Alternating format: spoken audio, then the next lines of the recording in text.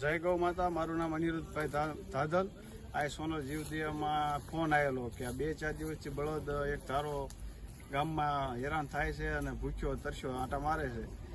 Line થતાં Jivdaya group દ્વારા અત્યારે આ બળદ પાસે આવેલા. પણ ખેડૂતને મારે એટલી કહેવા વિનંતી છે કે આ બળદ છે એ આપણે એક બાપ ઠેકાણે કહેવાય કે આની કાંધ ઉપર આપણે ખેતી કરેલી હોય 4-4 મહિના 6-6 મહિના, અને આને ખેતી પૂરી થાય અને તમે કાઢી મૂકો તો સારું કહેવાય. આપણે જ એક માનો કે આપણા છોકરા છે આપણને રોડ ઉપર કાઢી મૂકે તો કેટલી ઓલું થાય અંદરથી. તો બધા ખેડૂતને નમ્ર અપીલ છે કે આ બળદને તમે જ્યાં સુધી હાંકો પછી કાઢી ન મૂકો અને આને એક વ્યવસ્થિત જગ્યાએ ગમે ત્યાં પાંજરા પડે મૂકી આવો. 2005માં હું આપણે દવાખાનું આવી ગયું હોય તો આપણે કેમ રહેવી? તો પછી એવું કંઈક છે આમાં માનવતા રાખો.